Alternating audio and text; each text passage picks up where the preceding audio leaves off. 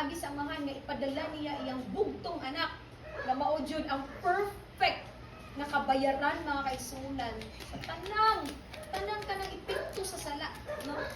Ang epekto sa sala igsuon separation sa gitawag og relasyon nato sa Dios, no? Ang epekto sa sala kaigsunan paglaglag sa kalag sa tao. Kung mao nay padayon gitrabaho sa yawa karon nga padayon ma-establish ang sala sa kinabuhi sa tao. Pero di na mo diyan ni Jesus, Juan Jesus ison, mayari siya ron tanan makabatud kinabuhi nga madadayaon. So, padayon na to. First thing, Jesus has given us victory over sin. Amen? Unang butang gitagaan ta sa Dios og kagawasan over sin. Hello, kanindot na pamalandungan mga kaigsunan.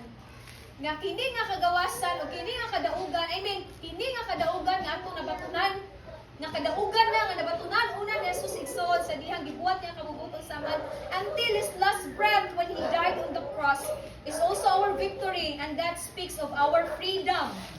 Atong kagawasan gikan sa sala. Amen? Kagawasan gikan sa sala. And then kung yung victory over sin pasabot nga kaigsunan, kaya nato nga mudili gayud sa sala. Freedom good, victory, di ba? No, kaya nato mudili sa sala. Kay kung yung slave gihapon ta, dili kita kadili sa sala. Pero kay nagawaston man ta, mabitaw na ikadaugan, kay gawaston ta sa sala, means to say we have the power to say no to sin. And magingon diri kaigsunan, we are victorious over sin. Kung kaya nato mudili sa sala igsuon. Kung muna nga kanasayod na ta nga ang sala maoy muut-ut sa tao. Ang sala maoy mo palugmok sa tao. Ang sala maoy mo destroy gayud sa tao, mo patay sa tao, mo laglag sa tao. Ngunay sa ako nagingon, padayon di trabaho sa yawas kinabuhi sa tao.